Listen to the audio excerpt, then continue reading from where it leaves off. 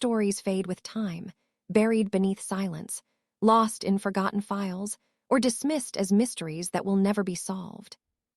But behind every case is a voice that was never heard, a truth still waiting in the dark.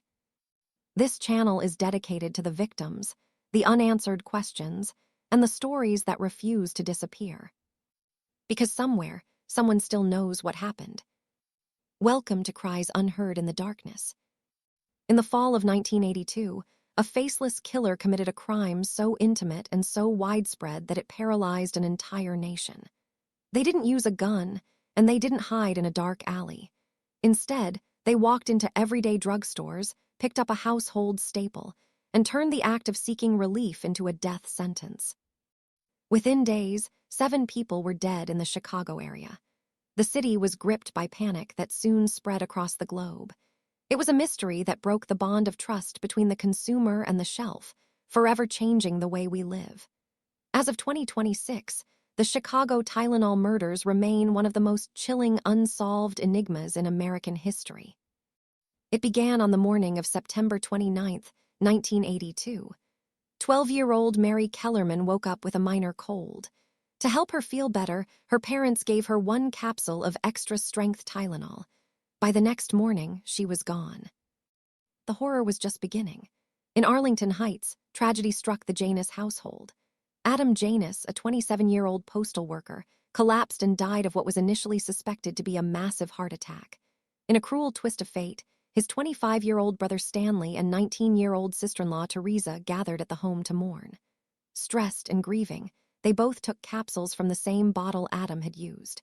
They collapsed in the living room and died shortly after. The death toll continued to climb as the week progressed. Mary McFarland, 31, Paula Prince, 35, and Mary Riener, 27, all ordinary people going about their lives, consumed the tainted capsules and succumbed to the same mysterious fate. The breakthrough came from the sharp eyes of a public health official, Helen Jensen, and investigator Nick Pichos. While investigating the Janus home, they found a Tylenol bottle and a receipt showing it had been purchased that very day. They noticed 6 capsules were missing. When the bottle reached the Cook County Medical Examiner's office, Deputy Chief Medical Examiner Edmund Donahue asked Pichos to do something unusual. Smell the bottle. Pichos detected a faint, bitter, almond-like scent, the unmistakable signature of potassium cyanide. Testing confirmed a nightmare scenario. The capsules hadn't just been tainted, they were packed with nearly 3 times the fatal dose of cyanide.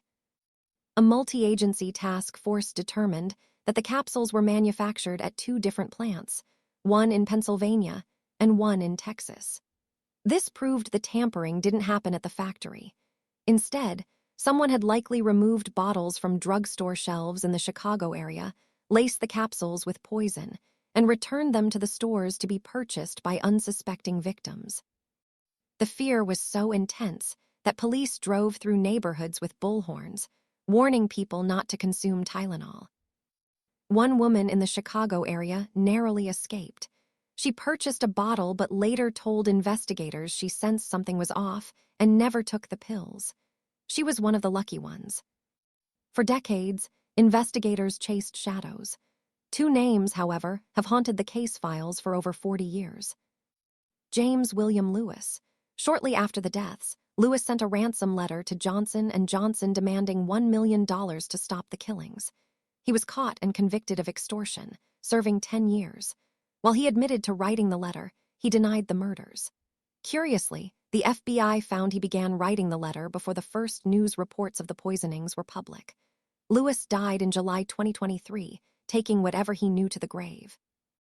Roger Arnold, a dock worker at a Jewel-Osco who reportedly possessed cyanide and had become erratic after his marriage dissolved. Though he was never charged in the Tylenol murders, the pressure of the investigation drove him to a breaking point. In 1983, he shot and killed a man named John Stanisha, whom he had mistaken for the bar owner who originally reported him to police. There was also a potential connection to the Unabomber. In 2011, the FBI requested DNA from Ted Kaczynski.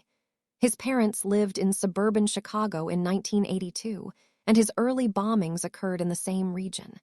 However, like so many other leads, the DNA did not match samples recovered from the bottles.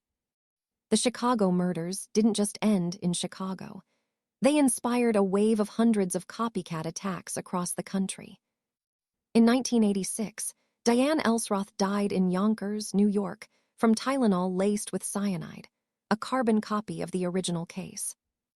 That same year, Stella Nickel poisoned Excedrin capsules in Washington state to kill her husband for insurance money, also killing an innocent stranger, Susan Snow, to make it look like a random tampering event. She was sentenced to 90 years. In 1991, Joseph Melling attempted to murder his wife with cyanide-tainted pills, resulting in the deaths of 2 other people. The psychological impact was so severe that by Halloween 1982, American grocery stores reported candy sales were down over 20%. Entire communities canceled trick-or-treating, fearing the Tylenol killer would target children's candy. While the killer remained at large, Johnson & Johnson faced total collapse. Their market share plummeted from 35% to 8%. However, their response is now studied in every major business school as the gold standard of crisis management. Led by PR executive Harold Burson, the company chose radical honesty. They issued a nationwide recall of 31 million bottles, a $100 million loss, and worked hand in hand with the FBI. By November 1982, they reintroduced Tylenol with a revolutionary new feature, the triple-sealed, tamper-evident package. Within several years, they regained their status as the #1 pain reliever in the United States. As of 2026, no one has ever been convicted for the 7 original deaths. Yet every time you open a bottle of medicine, you are interacting with the killer's legacy. Because of this case, capsules are gone. The industry moved to solid caplets, which are much harder to adulterate. The seals we hate. Those foil induction seals and plastic wraps were invented specifically to prevent another Chicago 1982. And product tampering was officially made a federal crime with severe penalties. The Chicago Tylenol murders remain a haunting reminder of how one person's malice can reshape an entire civilization. If you have any information regarding this case, please contact the Arlington Heights Police Department or the FBI Chicago Field Office. Thanks for listening to Cries, Unheard in the Darkness. If this story stayed with you, you're not alone. Like and subscribe, because the darkness always has more to say. Until next time, listen carefully.